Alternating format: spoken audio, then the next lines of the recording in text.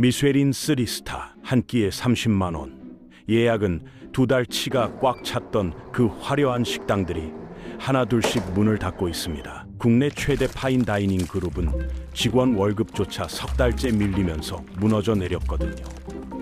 미쉐린 별을 단 식당이라고 다를 게 없었습니다.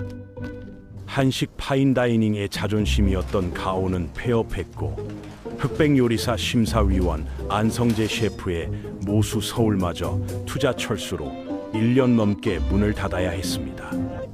손님보다 직원이 더 많은 이 기형적인 구조.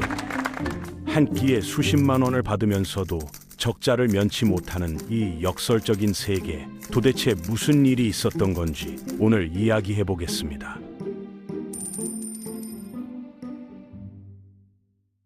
파인 다이닝이라는 건 단순히 비싼 밥이 아니거든요. 트러플, 캐비어, 최상급 한우 같은 식재료는 기본이고, 그걸 다루는 셰프부터 소믈리에, 홀 매니저까지 한 테이블에 서너 명의 인력이 붙는 구조입니다.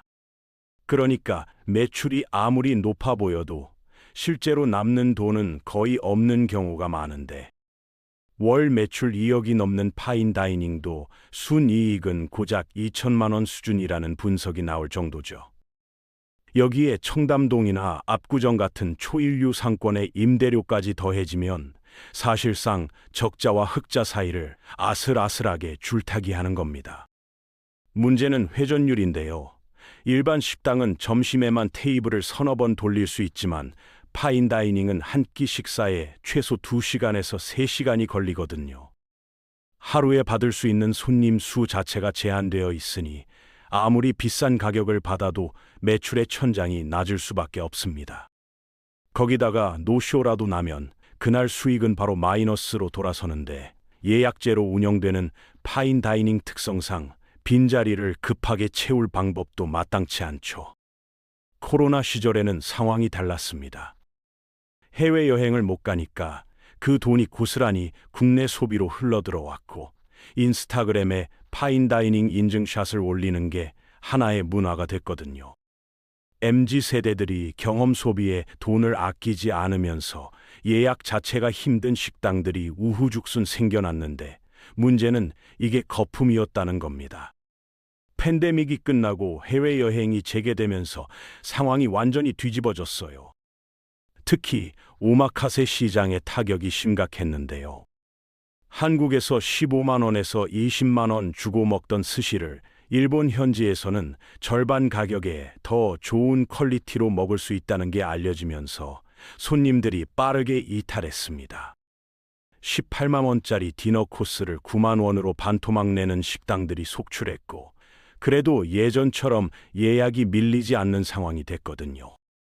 스시효, 시라키, 스시료센 같은 유명 오마카세들이 줄줄이 문을 닫았고, 이건 단순한 유행의 끝이 아니라 시장 자체의 구조적 문제를 보여주는 신호였습니다. 여기에 고금리와 고물가가 덮치면서 소비자들의 지갑이 완전히 닫혀버렸는데요. 통계청 자료를 보면 20대 이하의 외식비 지출이 전년 대비 4% 넘게 줄었습니다.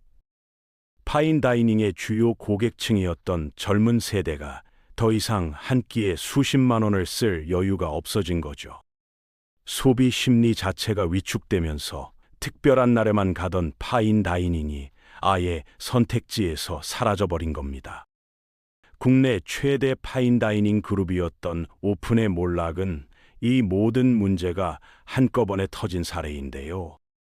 도쿄 등심, 일판, 에리아 같은 브랜드 20개를 거느리고 매장 40여 개를 운영하던 곳이었습니다.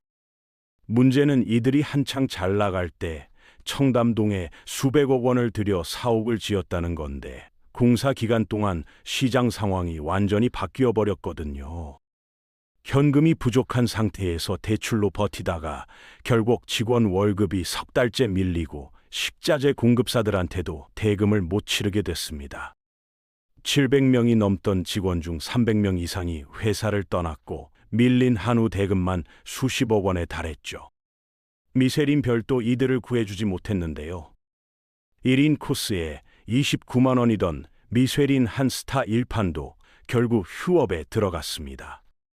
미쉐린 3스타까지 받았던 가오는 광주 요그룹의 경영 악화로 2022년 폐업했고, 모수 서울은 CJ의 투자 철수로 1년 넘게 휴업 상태에 빠졌거든요.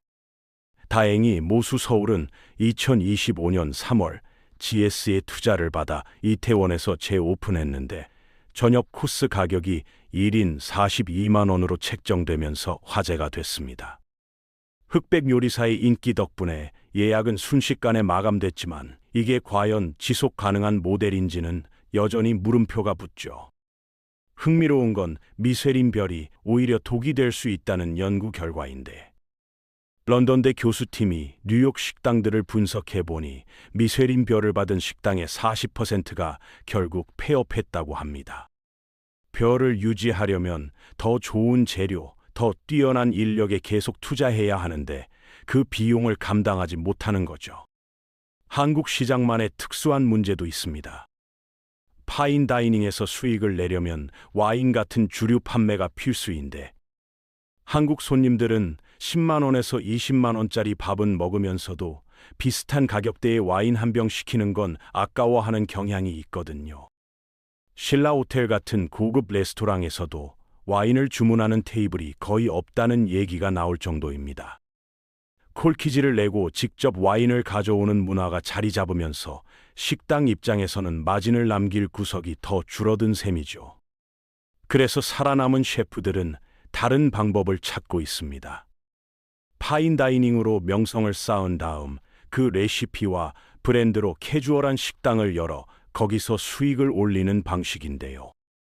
고든 램즈도 미쉐린 3스타 본점은 1년 내내 예약이 꽉 차도 적자를 겨우 면하는 수준이고, 실제 돈은 다른 사업에서 번다고 합니다.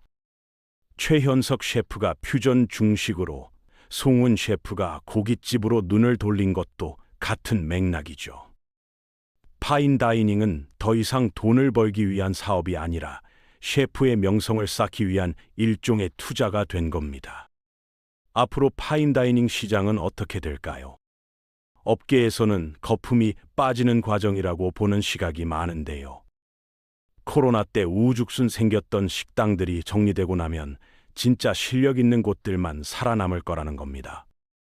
다만 그 과정에서 수많은 셰프들과 직원들이 일자리를 잃게 되는 건 피할 수 없는 현실이죠.